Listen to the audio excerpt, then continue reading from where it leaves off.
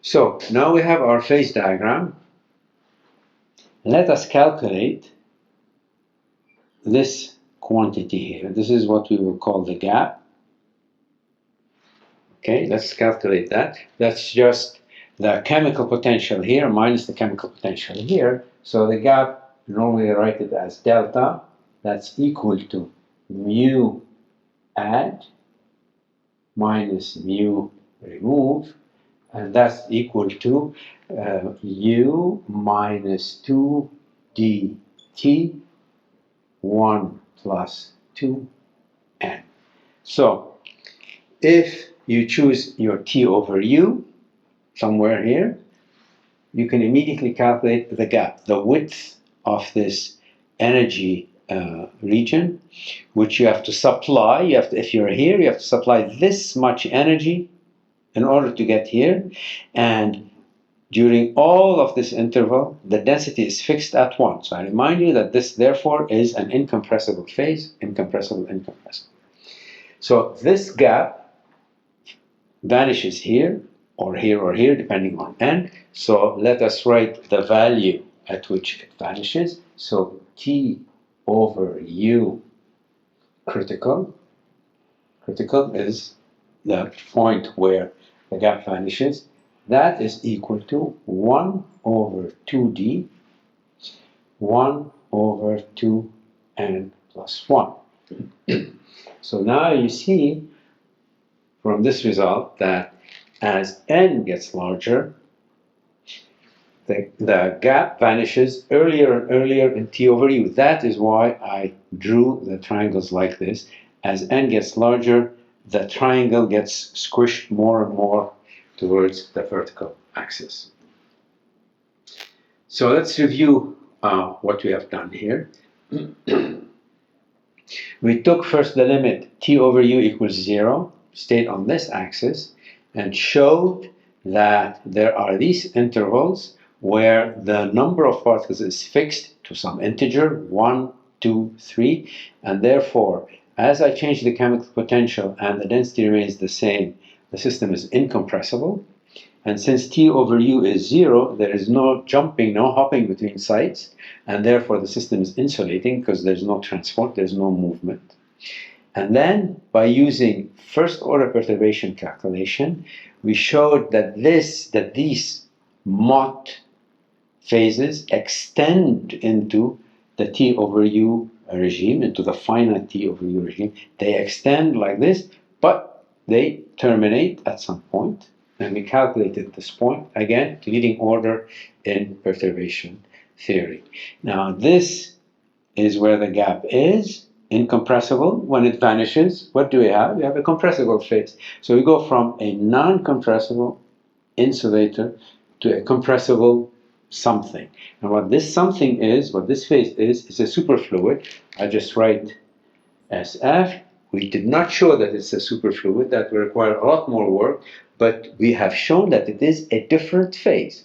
This is incompressible, this is compressible. That's it, it's different. And the phase transitions are quantum because T is equal to 0.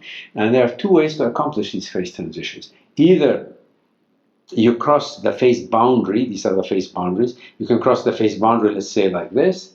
So you are changing the number of particles, you are changing the occupation. Or you can leave the phase boundary like this by keeping the number of particles constant but changing T over U, and you lead through the tip. Okay? A detail which we will not elaborate here is that the order of the transition here, the kind of phase transition you have across here, is different from the kind you have at the tip. Because the tip is where you have two lines of phase transitions meeting. It is a multi-critical point, what's called a multi-critical point. It has different properties than this. Okay?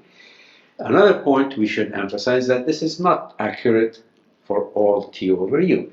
This, what I've done here, is accurate for small T over U. If you look only at small values of T over U, this is the correct calculation. If you're interested in what happens as the gap gets smaller and smaller, you need to do higher order perturbation. You can do second order, third order, and that improves the calculation a lot. And what it will show, schematically, I will show you that. Schematically, what we will find in one dimension, this is mu over u, this is t over u. In one dimension, and this is, let's say, 1 and 2. One dimension, the phase diagram looks like this. First, it's linear, just as I said, and then it'll bend down, and this is linear, and then it'll bend down like this too. So it looks like the beak of some bird. And this is the same. It goes straight, and then it bends down. This is straight, and then it bends down. This is the shape that you will find in one dimension if you do the calculation more accurately, or if you do some numerical simulations. In 2 and higher dimensions, let me draw it on the same curve, on the same plot. In 2 or higher dimensions, you will find that it is something like this, linear at first, but then it curves like this. Linear at first, and then it curves like this. It is no longer a sharp beak. It is a different kind of phase transition here. So this type of transition here is different from here. These are technicalities that require a lot more discussion. I just wanted to mention them here so that you are aware of them. So we have demonstrated using simple, relatively simple, first-order perturbation theory, the presence of a quantum phase transition in this rather simple model. So we have derived the phase diagram and the quantum phase transitions for this model system that I chose at the beginning, where the Hamiltonian describes a number of bosons on a one-dimensional chain, jumping from side to side, or two-dimensional system, or whatever, but jumping from side to side, and they interact only when they meet on the same side. There are generalizations of this model which also lead to more quantum phase transitions and more quantum phases that have different properties from the Mott gap, the Mott insulator, and these can be produced by adding longer range interactions. So for example, suppose bosons interact when they meet, okay, but suppose they interact when they're close to each other also. When they're on near neighbor sites, that would be the near neighbor interaction. It could be repulsive, it could be attractive, you can choose that, but the contact interaction for bosons must be repulsive. So you can add different kinds of longer range interactions and study the phases of the model this way by approximations, perturbation calculation, or by numerical simulations. Now all of this, quantum phase transitions, as I mentioned, is at t equals to 0, strictly. Theoretically, we can do these things. We put t equals 0 and do the calculation. But experimentally, how can we do this? How can we detect quantum phase transitions experimentally? Well, if the temperature is very low compared to the lowest energy scale in your system, here it is U, it's only U, then effectively the temperature of the system is 0, because thermal fluctuations are much, much smaller than any quantum fluctuation, just because the temperature is much smaller than any quantum interaction. Okay? So that's how experimentally you can set things up to detect quantum phase transitions. And what sort of experiments have been done to do that? Many experiments have been done using optical lattices. An optical lattice is obtained by having counter-propagating laser beams.